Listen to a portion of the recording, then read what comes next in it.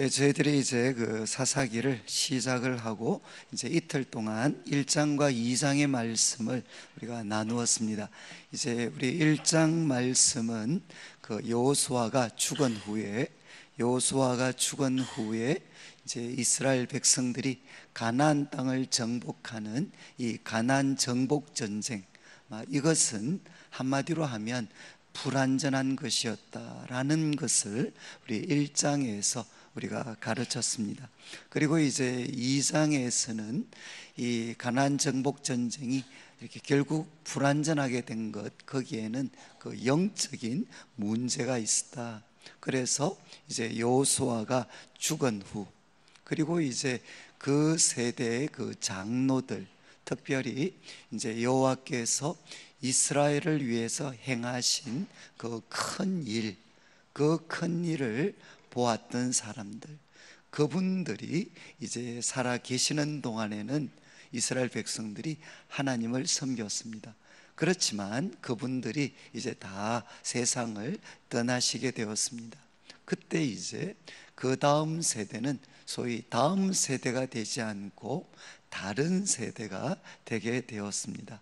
그래서 그들은 그 여호와를 알지 못했습니다. 그러면서 이제 2장에는 그 반역의 사이클이 기록이 되어 있습니다.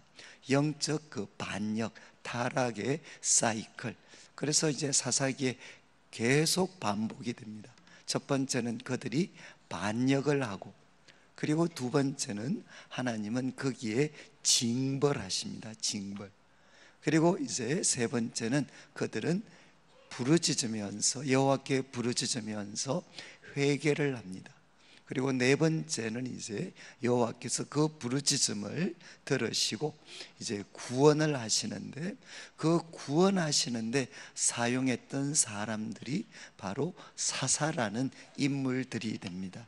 그래서 이 하나의 영적 타락의 이 사이클에 대해서 이제 2장에서 이야기를 했습니다. 그래서 결국 이제 가나안 땅에는, 하나님께서 약속하셨던 가나안 땅에는 이스라엘 백성들뿐만 아니라 이제는 마땅히 멸망당해야 했던 그 이제 가나안의 족속들, 그들이 남은 백성으로 유지가 되게 됩니다. 원래는 멸했어야 됐는데 이제 이스라엘 백성들이 두려움 때문에, 그리고 또 탐심 때문에 이제 가나안 땅에는 이스라엘 백성들뿐만 아니라 남은 가나안 백성들도 존재하게 됩니다. 그래서 오늘 살펴보는 3장 1절부터 11절까지 말씀은, 원래 1절부터 6절까지 말씀은 그 앞부분에 이렇게 연결이 되어야 되는 내용입니다.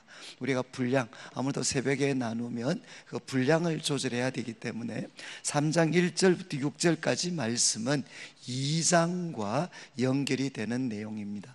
그리고 이제 3장 7절부터 11절까지는 이제 첫 번째 사사의 이야기가 기록이 되어져 있습니다.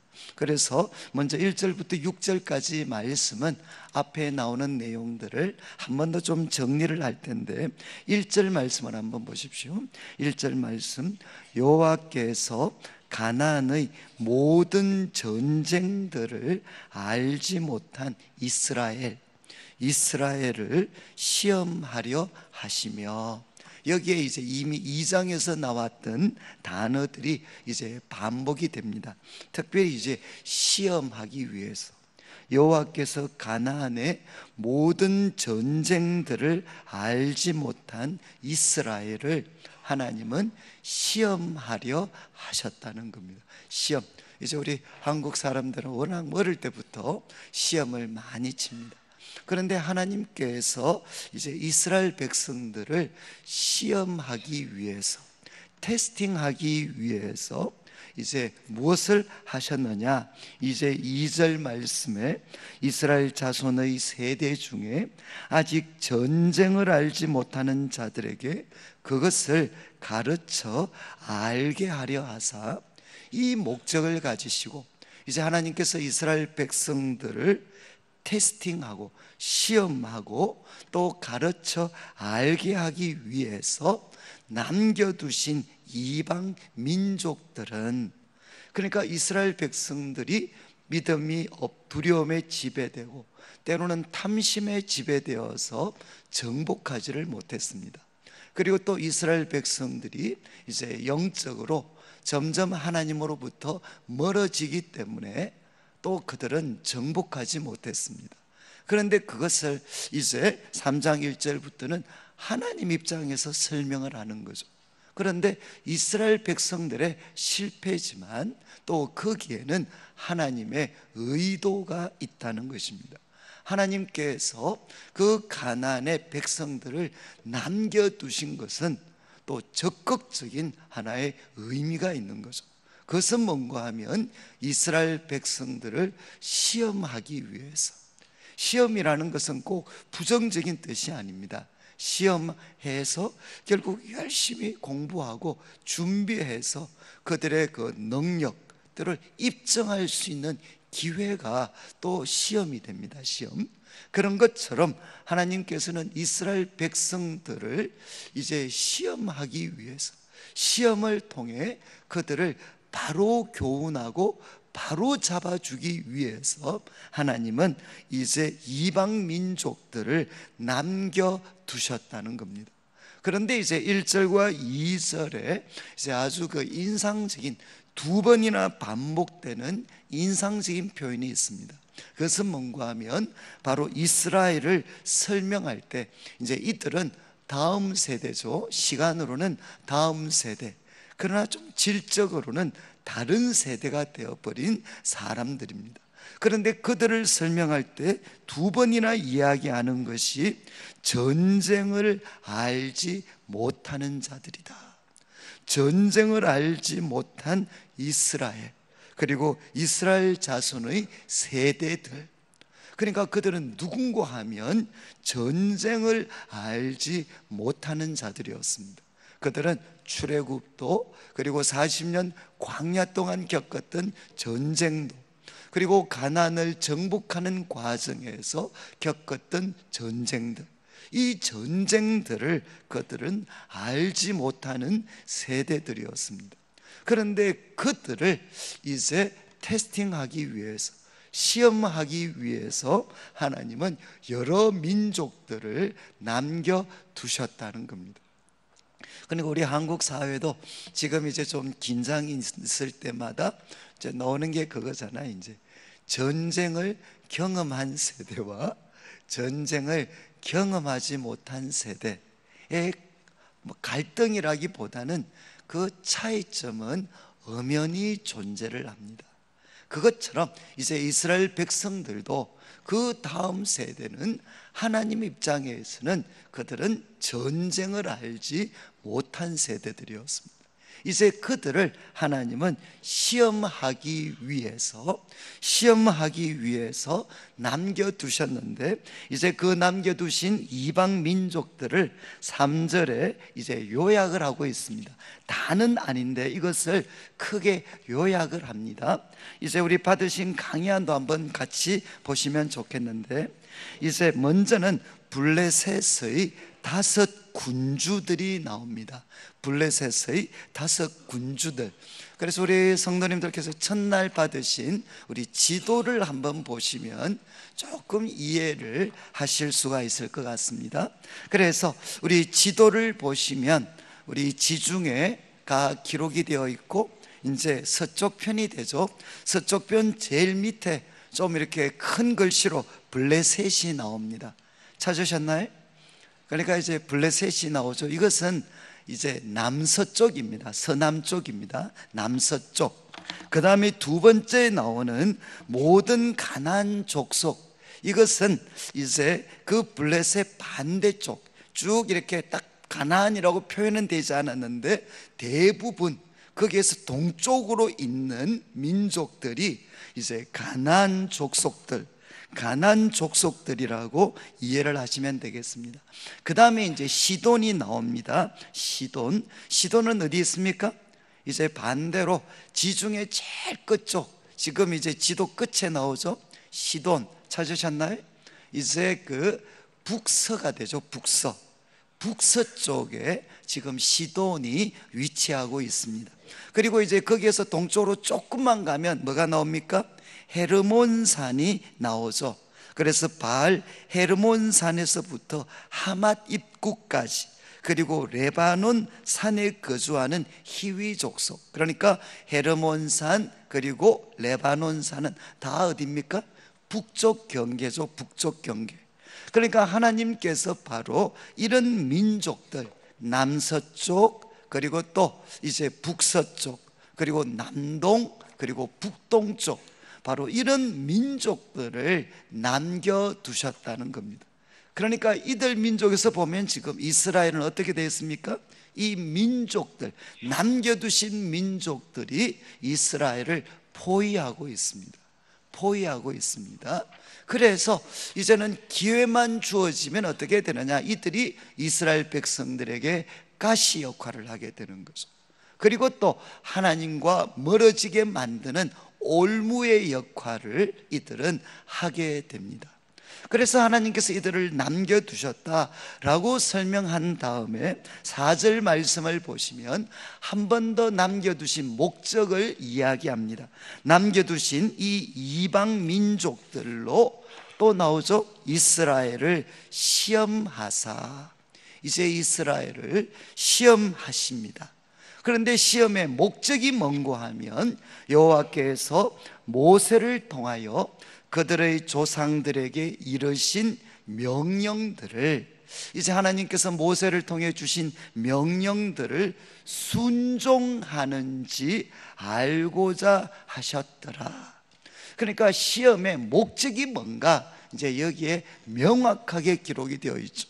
하나님께서 모세를 통해서 주셨던 그 명령들, 그 명령들을 순종하는지 알고자 하셨다는 겁니다.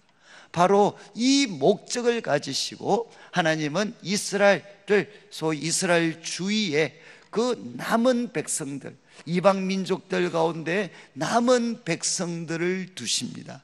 남은 백성들을 두셔서 시험하는데, 그 시험에 사용되는 방법이 결국 뭔고 하면 전쟁이라는 것입니다.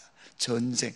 앞에서 이스라엘을 표현할 때 전쟁을 알지 못하는 자들이다 라고 표현을 했는데, 바로 이들에게 이제는 무엇을 경험하게 만드느냐?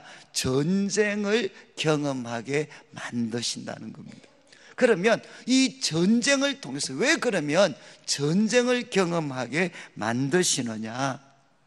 여러분, 하나님만 섬기는 것이 유일한 그리고 참된 생명의 길이다 라는 것을 가장 극명하게, 명확하게 배우고 경험할 수 있는 길이 바로 전쟁이라는 것입니다.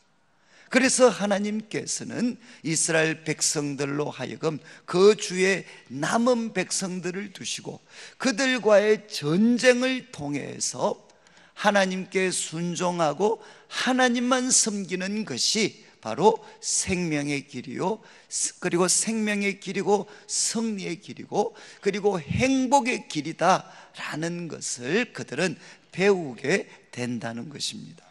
자, 이렇게 4절까지 남겨두신 이방 민족들에 대해서 설명을 하셨습니다. 그런 다음에 5절을 보시면, 그러므로 이제 남은 백성, 하나님께서 이제 이방 그런 민족들 가운데서 이런 사람들을 남겨두셨습니다. 그래서 5절 결과죠. 그러므로 이스라엘 자손은 이제 가나안 7족속의 그 이름이 쭉 이렇게 기록이 되어 있습니다. 가나안, 헷, 아모리, 브리스, 히위, 여부스 족속. 그 다음에 이제 잘 보시면 중요한 말이 족속 가운데 거주합니다.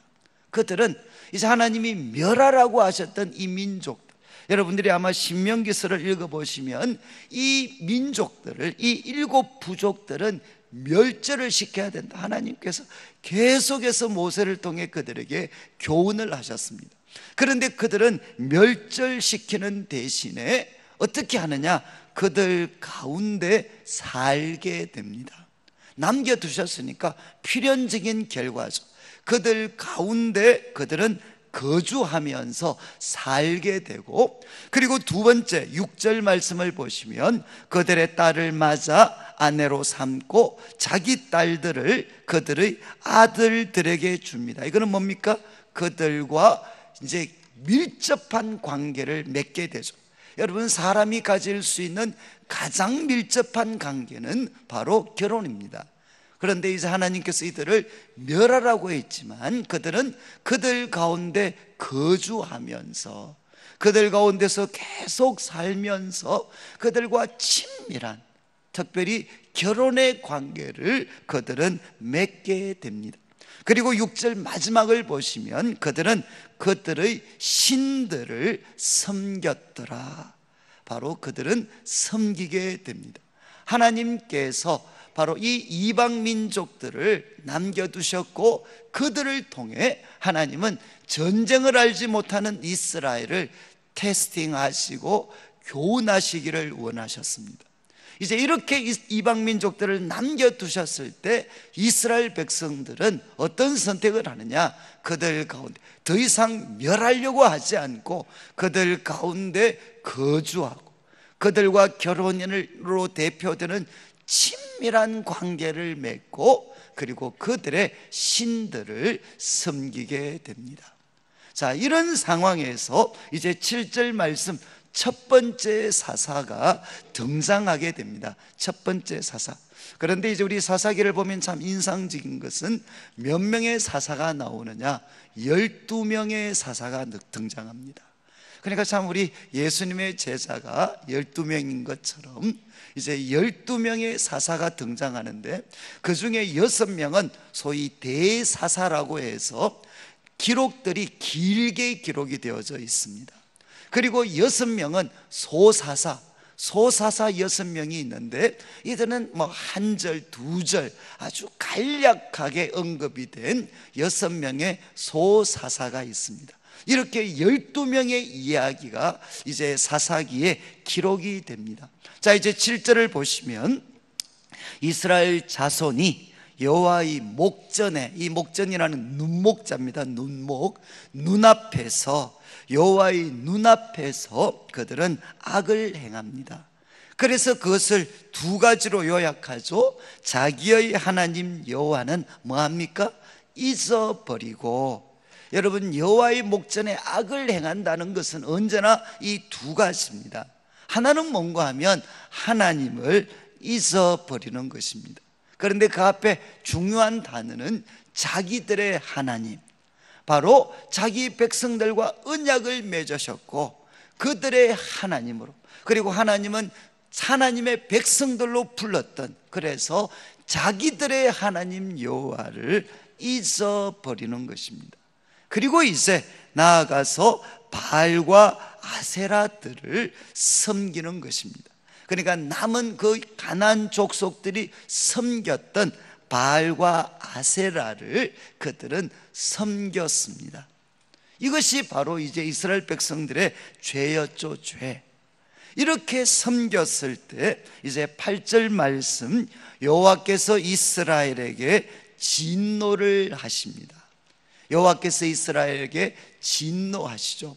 우리 2장에서 살폈던 그 영적 타락의 사이클이 이제 여기 그대로 적용이 됩니다.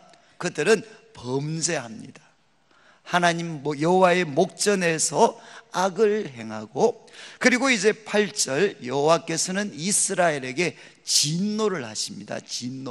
진노하시는데 그 진노의 방법으로 표현이 된 것이 이제 이 경우는 8절 말씀, 8절 여호와께서 이스라엘에게 진노하사 그들을 어떻게 했습니까? 메소포타미아 왕 구산 리사다임의 손에 파셨다. 그래서 이제 1이라고 해서 밑에 보시면 아람 나하라임이라고 표현이 되어 있어요. 그래서 아마 대부분의 학자들은 메소포타미아는 굉장히 먼 곳입니다. 그것보다는 아마 여기 아람은 지금 시리아 지역입니다. 아주 이스라엘과 근접해 있는 그 아람의 이제 그 리사다임의 손에 파셨다는 겁니다. 여기 이제 리사다임, 구사는 이렇게 이름입니다. 이름. 그리고 리사다임은 아마 별명에 가깝습니다. 별명. 뜻이 뭔고 하면 두악. 그러니까 이중으로 악한 구산입니다. 이중으로 악한 구산. 악도 하나가 아니고 두악.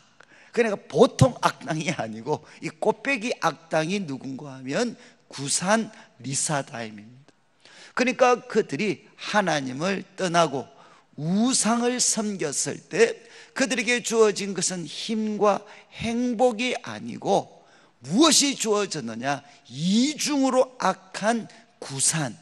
이 악한 구산을 8년 동안 섬기게 되었다는 것입니다. 여러분, 이제 하나님을 떠나면 우리는 정말 행복할 거다, 성공할 거다라고 생각하지만 하나님을 떠났을 때 어떤 일이 생기느냐? 이중으로 악한 구산. 그래서 이 구산은 대상이 여러 종류의 사람들이 될 수 있습니다. 이중으로 악한 구산을 만나가지고 8년 동안 정말 고생하게 되었다는 겁니다.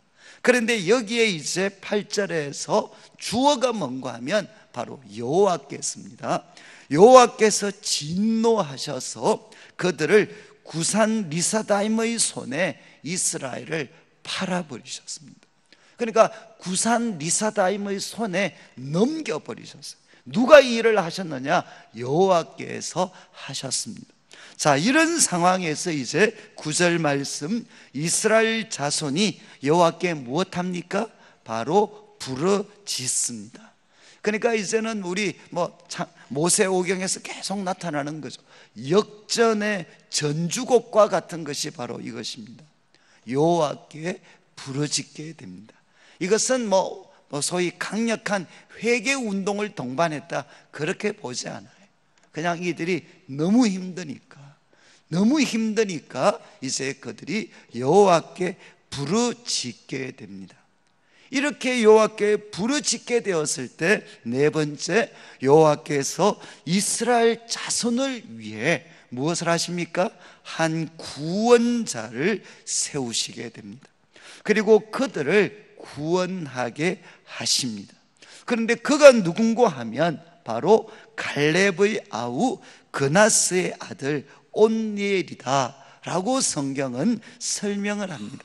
그래서 제가 아까 주에 대한 말씀을 좀 강조를 했는데, 여러분 8절에서 여호와께서는 어떤 일을 하셨습니까? 진노하셔서 이스라엘 백성들을 이중으로 악한 구산의 손에 팔아버리십니다. 하나님은 이 일을 하셨습니다. 그런데 이스라엘 백성들이 부르짖었을 때 또 여호와께서는 어떤 일을 하시느냐? 한 구원자를 세우시게 됩니다. 한 구원자를 세우셔서 이제 10절을 보시면 여호와의 영이 그에게 임하게 되고 그는 이스라엘의 사사가 되어 이제 나가서 싸웁니다. 싸우는데 그때 이제 어떤 일이 일어났느냐? 여호와의 영이 임하셔서 그가 이스라엘의 사사가 되어 나가 싸울 때, 그 다음 표현 보십시오. 여호와께서 메소포타미아 왕 구산 리사다임을 그의 손에 넘겨주십니다.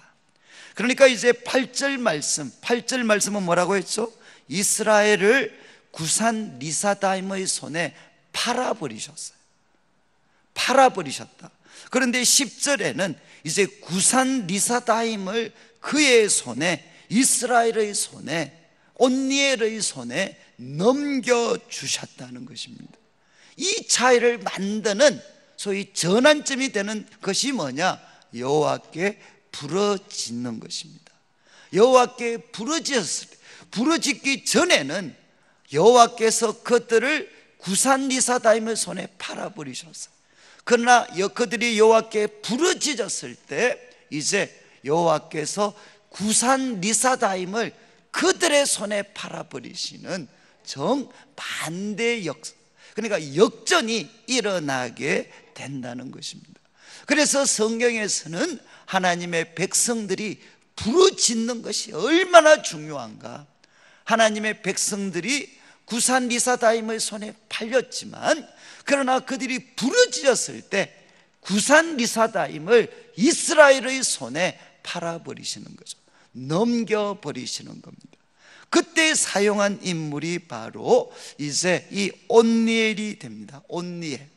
그리고 그 온니엘의 도움을 통해서 이스라엘의 손이 구산라임을 이기고, 그리고 그 땅이 평온하고 40년 동안 평안하다가 이제 온니엘은 죽게 됩니다.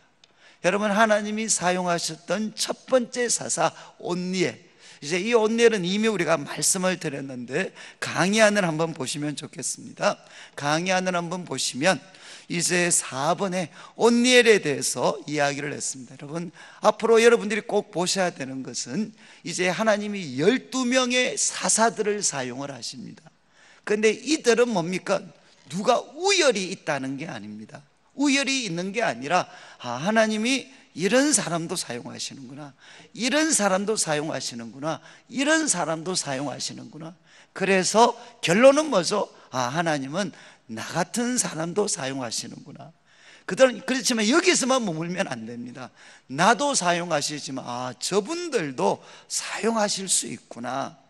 이해하시겠습니까? 사사기의 결론은 하나님은 나 같은 사람도 사용하시지만 옆에 있는 우리 성도님들도 참 이렇게 나와는 전혀 다른데 하나님은 저런 분들도 사용하실 수 있구나 하는 것을 우리가 기억하셔야 됩니다. 그래서 첫 번째 등장한 이 온니엘은 한마디로 처음이고 가장 모범적인 사사였습니다. 그래서 이분은 이제 이미 우리 1장 11절에서 13절 봤죠. 온니엘은 누굽니까? 좋은 집안에서 태어났습니다. 그러니까 이제 큰아빠가 누가 됩니까? 갈렙이죠. 갈렙. 그러니까 이스라엘 그 역사에 있어서 정말 이렇게 모세, 여호수아와 맞먹을 수 있는 위대한 신앙의 인물이 바로 갈렙이잖아요. 그러니까 갈렙이 소위 큰아버지였습니다. 그의 영향력 아래에서 온니엘은 자라났습니다.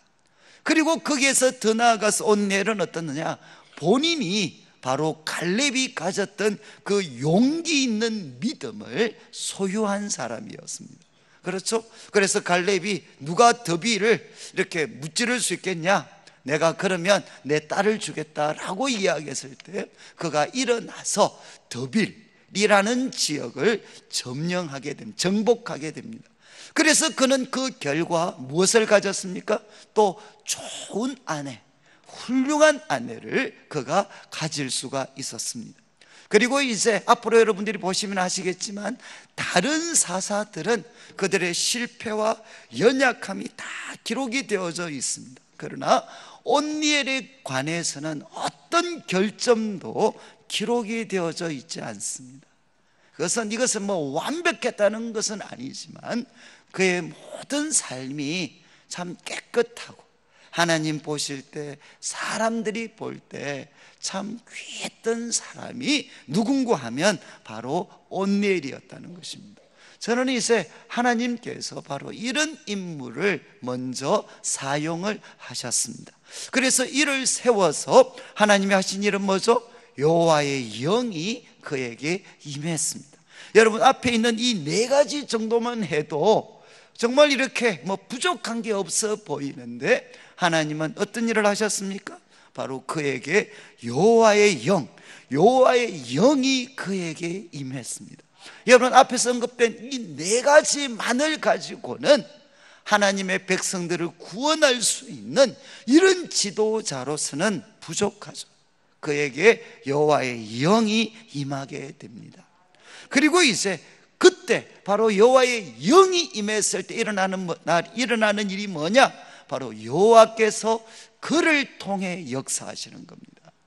여러분, 여호와의 영이 임하기 전에는 자신의 힘으로 이스라엘을 구원하려고 했다면 여호와의 영이 임할 때 어떤 일이 생기느냐? 여호와께서 그를 사용하시게 됩니다. 그래서 그의 삶을 통해 누구의 능력과 사랑과 지혜가 나타나느냐? 하나님의 능력과 사랑과 지혜가 나타나게 됩니다. 그래서 교회에서 왜 우리가 성령의 충만함을 받아야 된다고 그렇게 강조하느냐? 우리가 성령의 충만함을 받지 못하면 결국 누구 힘으로 싸워야 되느냐? 내 힘으로 싸워야 돼, 내 힘으로. 그런데 이제는 하나님의 성령이 임하시게 되면 바뀌게 됩니다. 하나님이 나를 통해 일하시게 되는 거죠. 이해하시겠습니까? 이 차이는 엄청납니다. 내가 주가 되는 섬김, 내가 주가 되는 사역은 결국 내 힘밖에 나타나지 않아요. 그러나 우리가 하나님의 영으로 충만함을 받게 되면 하나님이 우리를 통해서 역사하셔서 이제 누가 나타나시기 시작하느냐? 하나님이 나타나시게 된다는 것입니다. 저는 이제 이런 뜻에서 우리 성도님들 한 분 한 분이, 여러분 지금 이제 제가 여기에 비교라고 해서 사도행전 2장 16절 18절 말씀 기록했는데 이건 딴 거 아닙니다. 성령이 오순절에 참 성도들에게 120명의 성도들에게 임했을 때 그 사건을 베드로가 설명을 하면서 인용했던 요엘서의 말씀. 여러분, 예수님이 오실 때 새로운 시대의 특징이 뭡니까? 바로 여호와의 영이 모든 육체에게 임하는 것입니다. 바로 여기에는 극도의 소수의 인물에게만 임했던 여호와의 영이 이제는 예수님이 오시는 그 구원의 날이 되면 모든 육체에게 임하게 되는 거죠. 그래서 나도 누가 될 수 있습니까? 온니엘과 같은 하나님께 쓰임받는 인물이 될 수가 있다는 것입니다. 저는 이제 제가 우리 교회를 보면 참 이렇게 다른 뜻은 아니고요, 저는 참 우리 교회 온니엘과 같은 분들이 참 많이 계십니다. 정말 많이 계셔요. 그래서 여기 있는 것처럼 좋은 믿음의 가문에서, 그리고 본인이 또 용기 있는 믿음을 가지셨고, 그리고 또 훌륭한 배우자 만나셨고, 그분들의 삶에서 별로 큰 결점이 없는 분들이 참 많이 계십니다. 여러분, 그분들 어떻게 하셔야 되겠습니까? 바로 여호와의 영으로 충만하게 여호와의 영으로 충만해지셔서 정말 하나님의 백성들이 고통을 겪고 있잖아요. 바로 이런 반역의 시대에 하나님이 세우신 구원자로 일어나서 하나님의 나라와 하나님의 백성들을 섬기는 일에 다시 한번 헌신할 수 있는 그런 귀한 기회가 되셨으면 좋겠습니다. 그래서 우리 이제 말씀을 좀 마무리하려고 하는 그 마지막에 보시면 40년입니다. 여러분, 온니엘은 결국 영원하지 못합니다. 이 모범적인 사사 온니엘도 40년 하고 결국 이제 하나님의 부르심을 입게 됩니다. 제가 이 사사기에 보이지 않는 결론이라고 했습니다. 여러분, 사람의 인간적인 지도자는 언제나 한계가 있고 그리고 유한합니다. 누굴 의지해야 되겠습니까? 사사기에 보이지 않는 결론은 뭐냐? 바로 이들이 사사가 아니라 바로 이들을 세우신 하나님을 바로 참된 왕으로, 참된 사사로 모시고 살아가야 바로 우리도 그리고 하나님의 백성들도 이 세상을 넉넉히 이길 수가 있다는 것입니다. 오늘 이제 말씀 마무리하면서 여러분, 너무 바보 같은 결론이지만 참된 평화의 길은 여러분 하나님 한 분을 기억하는 겁니다. 기억하고 그리고 그분을 충성스럽게 섬기는 것입니다. 혹시라도 우리 성도님들 가정에 혹시 전쟁이 있는 분들, 여러분 그 배후에 그냥 하나님이 계신다고 생각하시면 좋겠어요. 저는 그걸 운명론적으로 이야기하고 싶은 마음은 없습니다. 그러나 하나님이 그거 허락하실 때는 끝이 아니고 테스팅이라고 생각하시면 돼요. 바로 이 전쟁 하나님이 주신 줄 알고 바로 내 마음을, 나의 내면을 하나님 앞에 바로 세울 수 있는 기회로 삼게 되면 여러분, 우리들의 삶은 새롭게 일어설 수가 있습니다. 그런 뜻에서 고통 중에 있는 자들은 하나님께 부르짖고, 여러분 온내일처럼 평화 가운데 있는 사람들은 어떻게 해야 되겠습니까? 여러분, 성령의 충만함을 받으셔야 돼요.